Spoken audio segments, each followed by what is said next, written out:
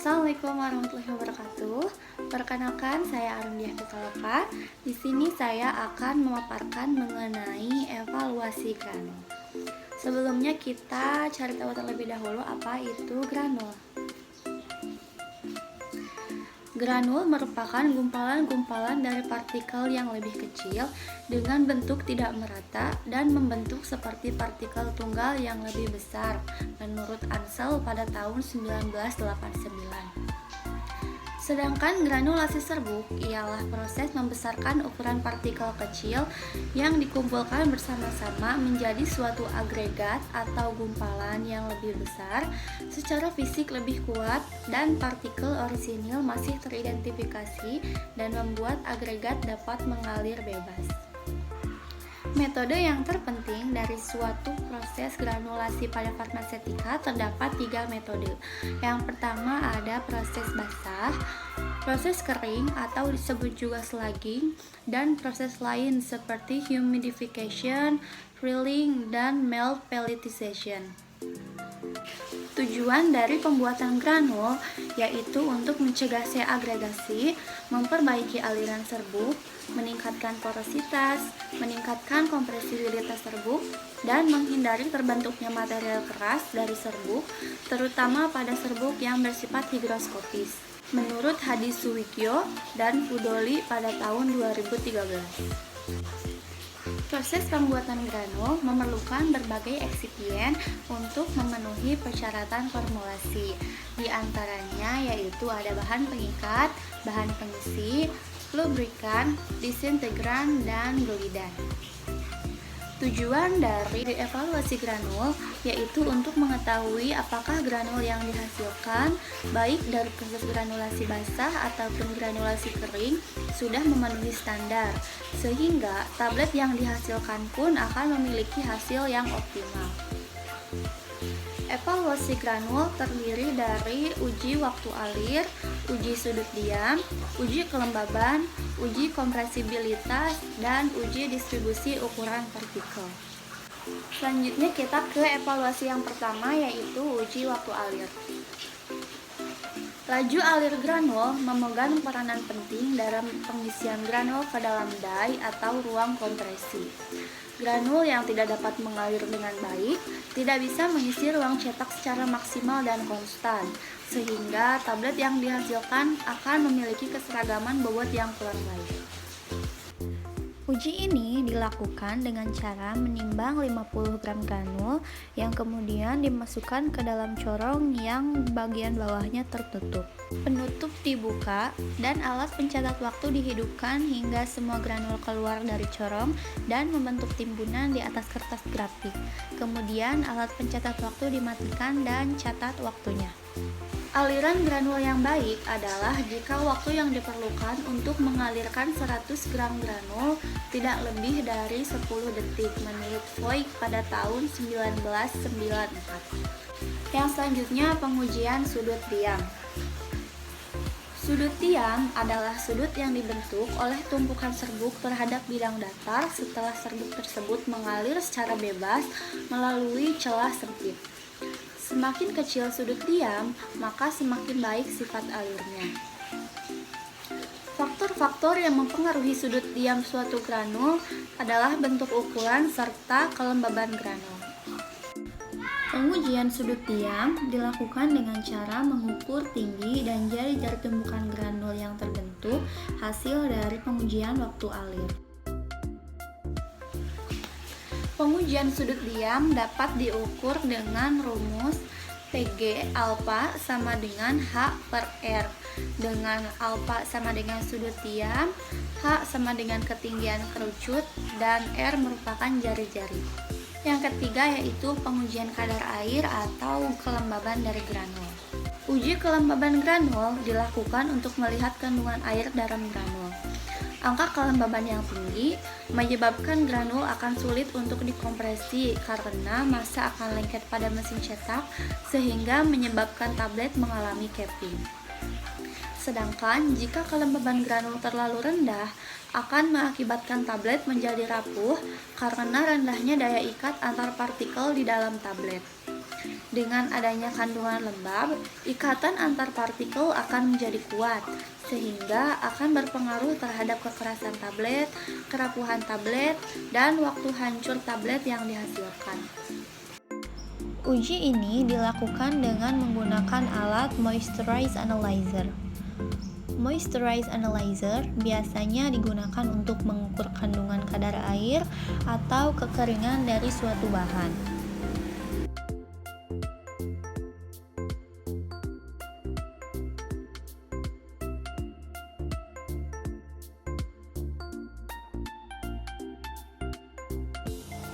Pengukuran kelembaban dilakukan dengan cara menimbang bahan sebanyak 5 gram.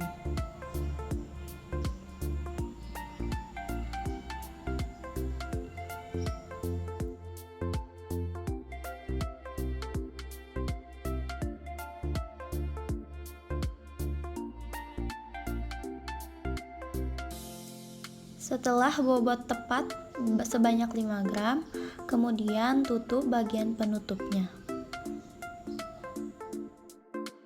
Jika tanda dan bobot sudah konstan, maka tekan tombol start.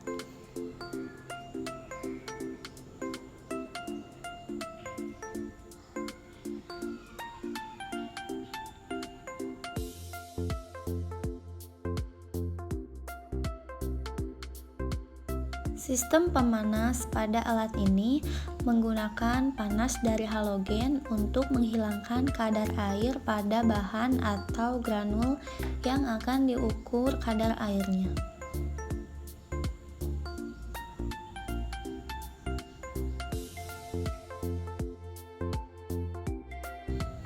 Kadar air yang hilang dapat dilihat pada kolom. Pengukuran ini dilakukan pada suhu 105 derajat selama 5 menit. Syarat kadar air pada suatu granul yaitu harus kurang dari 5% atau berkisar antara 1-5% menurut Pharmacope Indonesia edisi keempat. Selanjutnya, evaluasi mengenai uji kompresibilitas. Kompresibilitas merupakan salah satu faktor penting dalam menentukan kemampuan serbuk atau granul untuk menjadi bentuk yang lebih stabil jika mendapat tekanan, yaitu mudah menyusun diri pada saat memasuki ruang cetak, kemudian mengalami deformasi menjadi bentuk yang mampat, dan akhirnya menjadi massa yang kompak dan stabil. Uji kompresibilitas dilakukan dengan cara menimbang gelas ukur kosong, kemudian masukkan granul ke dalam gelas ukur yang dimiringkan 45 derajat. Tegakkan gelas ukur dan ratakan sampel, kemudian timbang. Gunakan sampel berat jenis nyata sebanyak 100 ml sebagai volume awal. Pasangkan kabel tapping mesin pada stop kontak, kemudian nyalakan tapping mesin. Kalibrasi kecepatannya sebesar 250 ketukan per menit. Kemudian matikan tapping mesin. Pasangkan gelas ukur pada tapping mesin dan eratkan gelas ukur agar tidak jatuh saat tapping. Nyalakan tapping mesin selama 1 menit atau 250 ketukan. Kemudian matikan tapping mesin dan catat volumenya setelah tapping. Persen kompresibilitas dapat dihitung dengan rumus Kp sama dengan P0 dikurangi Pn per P0 dikali 100%. Dengan Kp sama dengan persen kompresibilitas, P0 sama dengan volume awal, Pn sama dengan volume setelah ketukan. Persen kompresibilitas tergantung pada penurunan volume granul akibat adanya ketukan ataupun getaran. Semakin kecil persen kompresibilitas, maka semakin baik sifat alir dari suatu granul. Pengujian yang selanjutnya yaitu pengujian distribusi ukuran partikel. Pengujian distribusi ukuran partikel granul bertujuan untuk melihat baik tidaknya granul yang terbentuk. Alat yang digunakan pada pengujian ini yaitu electromagnetic shift shaker dengan nomor ayakan 12, 14, 16, 18, dan 20. Pengujian ini didasarkan pada persentase distribusi granul yang tertahan pada ayakan. Ini merupakan electromagnetic shift shaker yang digunakan untuk pengujian distribusi ukuran partikel granul. Pengujian dilakukan dengan cara menimbang serbuk atau granul sebanyak 100 gram.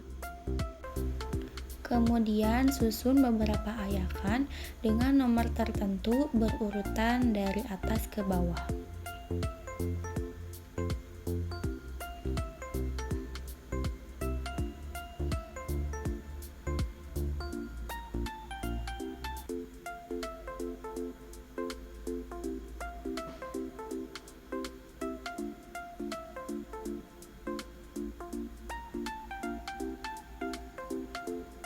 Serbuk yang sudah ditimbang kemudian dimasukkan ke dalam ayakan paling atas dan tutup dengan rapat serta pasang baut.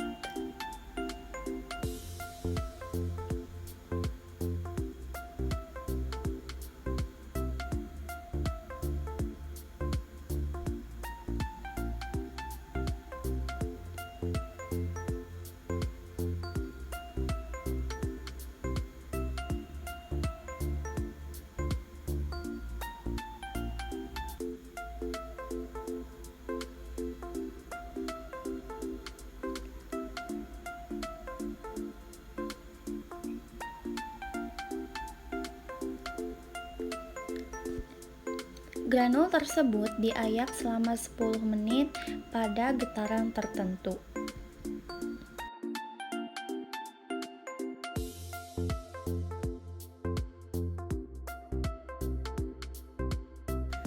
Setelah electromagnetic shift shaker berhenti, kemudian sisihkan granul yang tertahan pada masing-masing ayakan dalam wadah yang berbeda.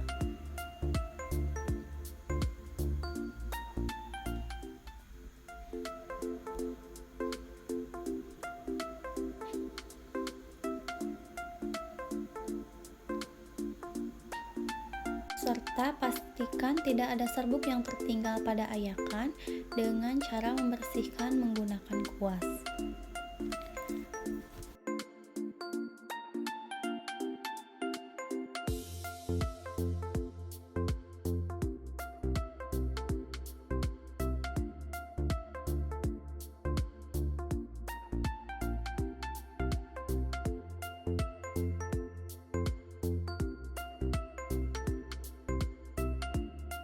Kemudian, timbang bahan sesuai dengan mesh dan hitung persentase distribusinya.